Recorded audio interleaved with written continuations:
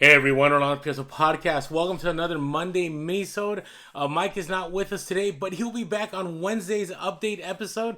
I know it's been a minute since we heard from Mike, but still want to continue dropping that content to hopefully help all of you, or at least document our journey in reselling. So today, I kind of wish Mike was here to counterbalance because I come off a little raw at times on some reselling topics, and Mike's always there to kind of bring balance to the force. But today I want to talk about 5 things that buyers do not care about. So we'll see how this comes across.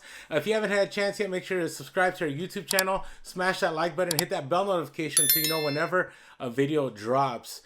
So the very first thing that buyers do not care about are your feelings. And I know that sounds hard. Now, there are some that do. They'll message you and they'll say, I really appreciate you. Thank you for everything. But most of the time, right, you'll get a lowball offer and they're not really concerned about how you're going to feel about that offer, right? Are you going to be offended? Are you going to be upset? And so I always tell people, don't take it personal. It's just business.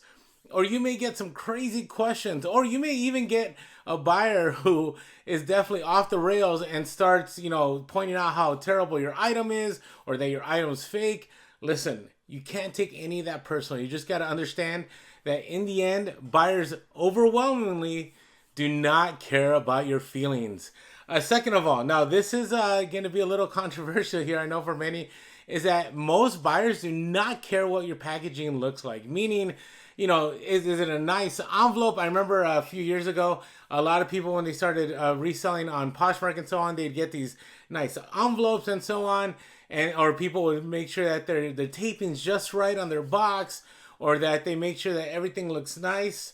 Listen, they don't care. They don't care. I've been reselling for 10 years. I've been full-time for 5 years, and never once have I had anybody say, I really wish their packaging looked a little bit better. Now, I've had complaints, two that I can think of, where people are like, wow, I really wish, their packaging was more uniformed, or, I wish that, they kind of used bubble wrap and paper in a certain way. But even on those feedbacks that I got, it was basically, hey, the item arrived safe, and that's what buyers care about. They don't care about what your packaging looks like. They just want to make sure that their package arrives on time. So if it needs to get a little ugly to make sure that it's reinforced, to make sure that it's put well together, then do it. Because overall, you don't want to have to file an insurance claim. You don't want to have to deal with the return. You want to make sure it arrives safe. So you do what you can to make sure that it arrives safe.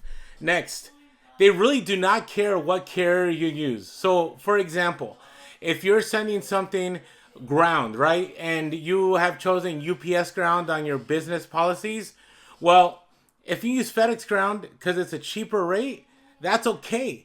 Or let's say you're going to send something priority, but then you find out that FedEx home delivery is actually cheaper, and maybe on the timeline it gives you, it arrives a day late, but most of the time it arrives on time. And that's what buyers are looking for. They don't care if you're using UPS or FedEx or USPS. Now, they do care, if they request a priority and you send the first class, because first class now can take up to a week. So you got to make sure you're careful that you're following through on that. But there is no difference. And sometimes it's crazy, I'm going to get a little controversial here, is that you can actually send things, let's say UPS ground, and it's going to be the same amount of time as USPS priority. I know that sounds crazy, but you should take a look at the days. If it's within a day and it's going to be cheaper, most people don't care. I've never had anyone, not one single person, complain that actually bought something from me. Now, I've had people up front, before, when they're like, hey, I want to make sure that you're shipping with USPS, and my comment has always been, this is what I'm going to use, and if you feel uncomfortable with me using that carrier, then maybe it's better that, you find another seller. But that's only happened maybe once or twice. In the end, as a reseller, you want to find the item that you want to find the carrier that's going to get your item there on time, and you also want to make sure that it will arrive there safely. So you got to look at the insurance and so on. So for example, if something's really expensive, Most of the time, I don't really like sending USPS priority anymore because it's so many hoops to jump through to get that insurance claim. But FedEx is a little bit better about that. UPS, there are some hoops. That's just my personal experience.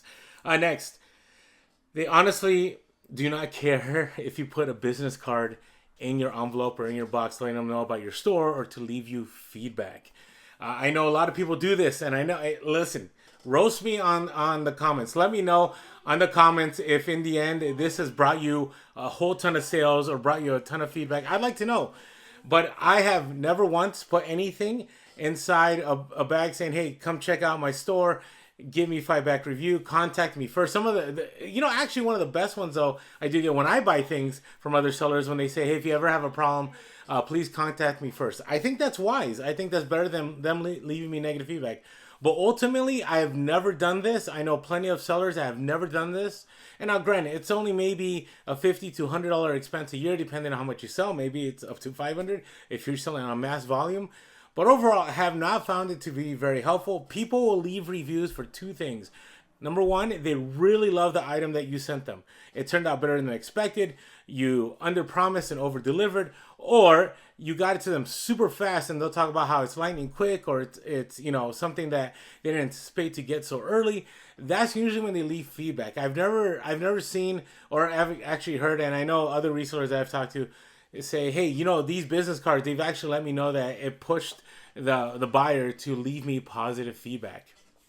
All right, and the last one here, and I'm going to be uber controversial, I think, and we'll see. Unfortunately, Mike is not here to counterbalance this, but I don't believe buyers care if you don't offer returns.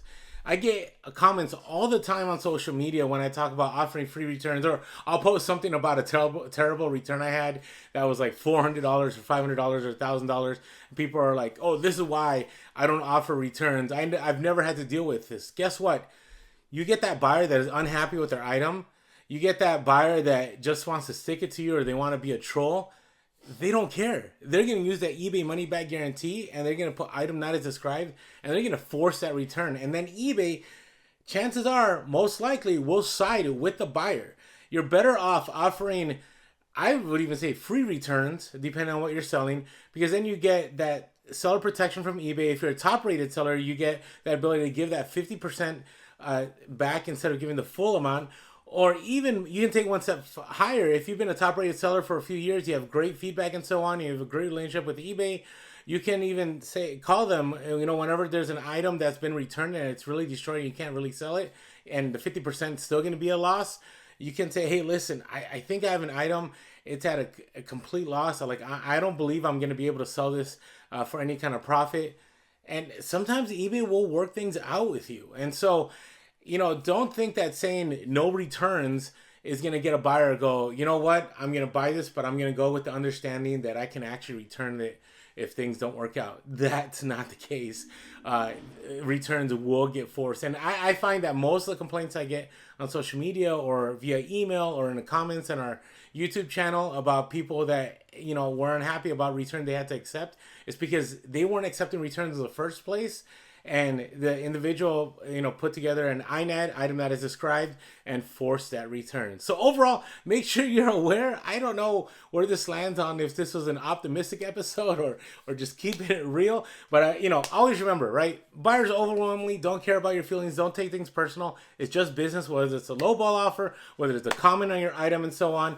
They don't care about the packaging and what it looks like as long as it arrives safely. They're really not concerned about what carrier you're using. There may be some here and there, but rarely do they care. Just get it there on time and get it there safely.